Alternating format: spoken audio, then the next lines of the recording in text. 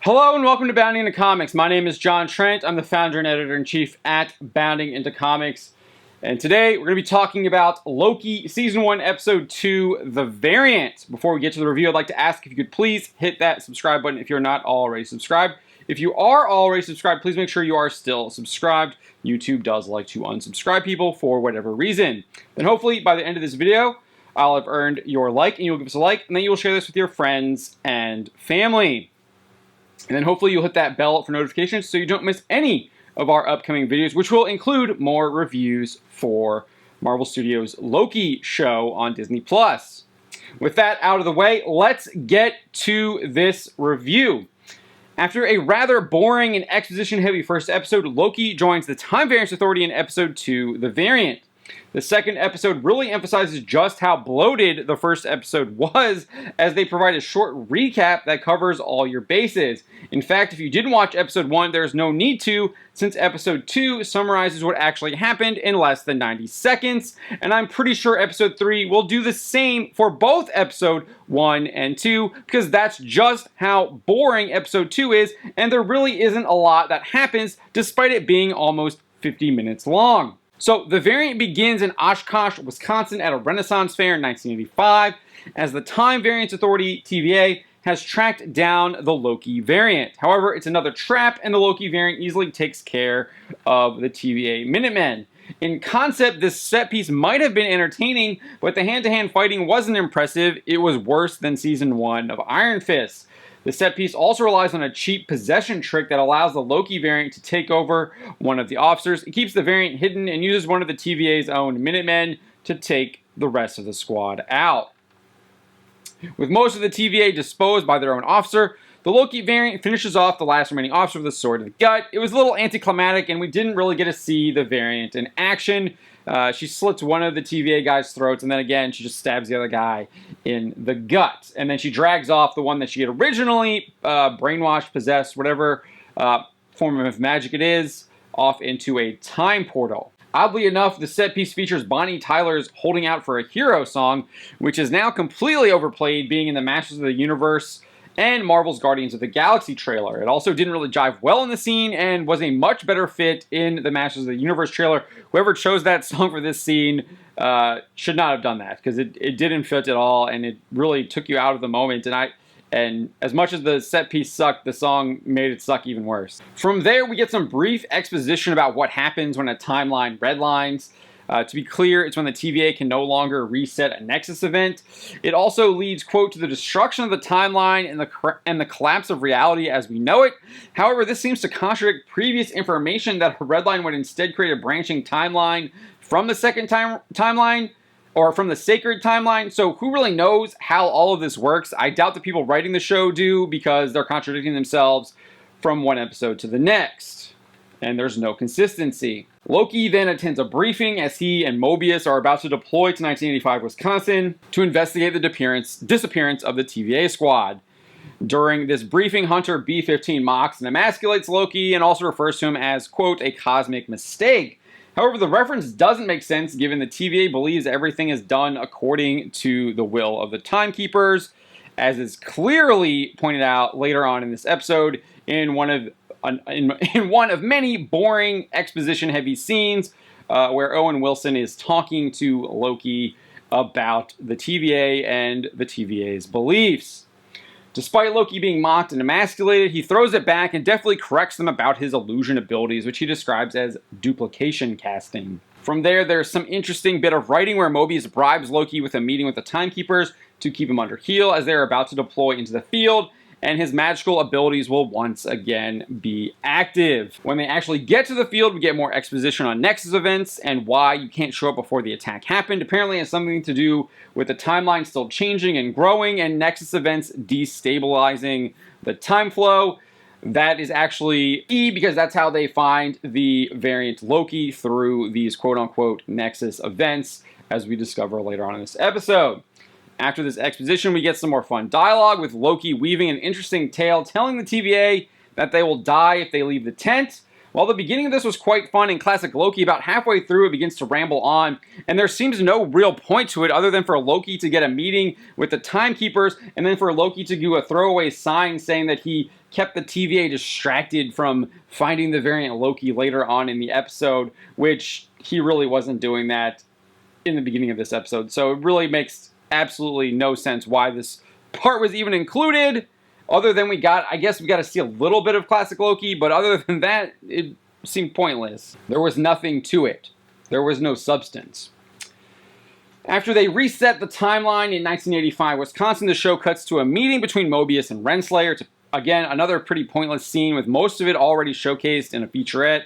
If there's anything in this scene, it's that Renslayer gets to keep the trophies her detectives actually earned, and that she oversees at least one other detective aside from Mobius, a detective that Mobius doesn't know. So a little bit of foreshadowing probably for another character that they might introduce in the future.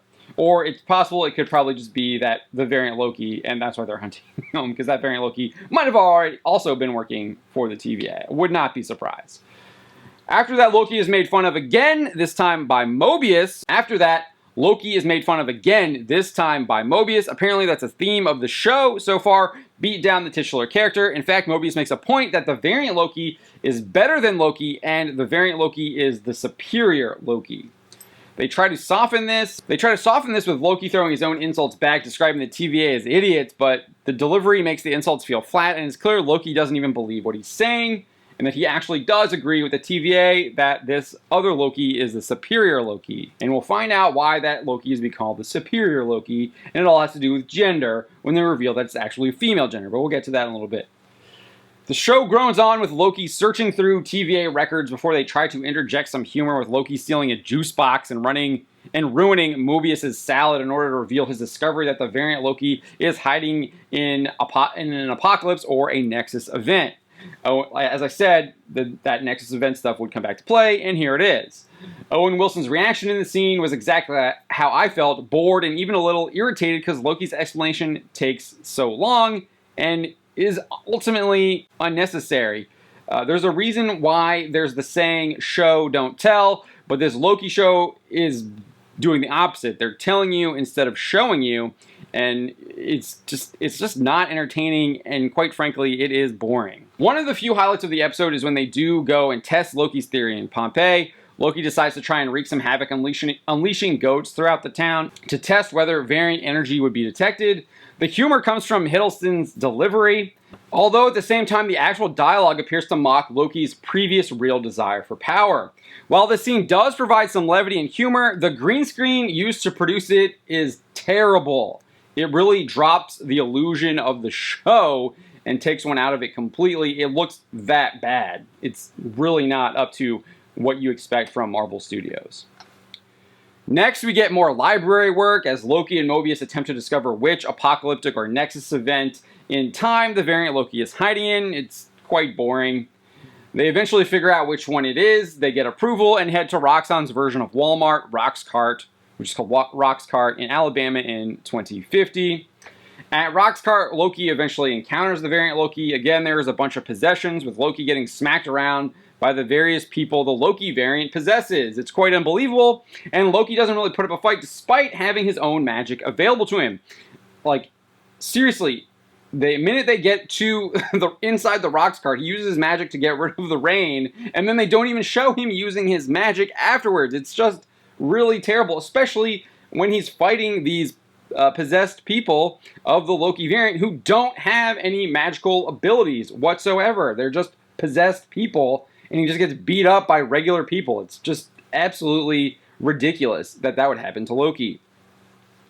Eventually, the superior Loki variant is revealed to be a female Loki, played by Sophia DiMartino. Surprise! I'm pretty sure everyone knew that was happening, or anyone who was paying attention knew that was happening, given the fact that we saw set photos of her dressed up as Loki. She sets off a bunch of time charges and detonates a bomb on the sacred timeline, creating a bunch of different timelines. Just before that, she also says she doesn't like being called Loki. In the file, she's referred to as like Sylvie Laffy's daughter, so there's some theories going out that she might actually be Enchantress. We'll see what happens there. But back to the actual episode here. As the bomb goes off, we do cut to one of the other interesting scenes in the episode. It's like maybe one of 3 interesting scenes.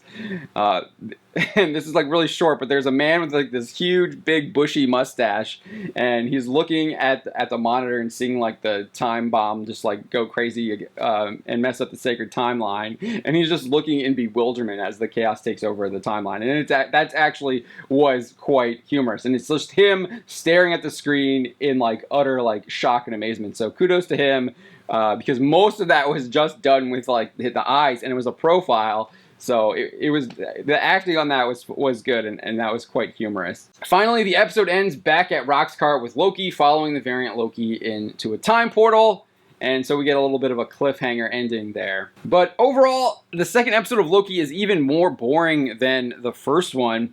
There are only a few standout spots, and they aren't very bright. Much of the episode is spent belittling or mocking Loki for no apparent reason other than to prop up this superior Loki or prop up the other characters. And when he does throw stuff back at them, a lot of it just feels like he doesn't even believe it either. So, again, even when he's pushing back, it's still almost like mocking, belittling him because the words that he's saying are words that he doesn't actually believe. On top of that, what we did know about the sacred timeline is also contradicted in this episode. And then they try and have this like philosophical debate about free will, and it just doesn't really, like, it's almost pointless, because what you actually see in the episode contradicts the actual beliefs. So it's just really bad. It really is just bad. But I give this episode a 4. It was not very good whatsoever. And if you can still probably just skip the first 2 episodes and probably jump right in with a recap on the 3rd episode, and you'll be good to go. Because really, you haven't missed much. What did you think of Loki? Let me know what you think. My name is John Trent, and you've been watching Bounding Into Comics.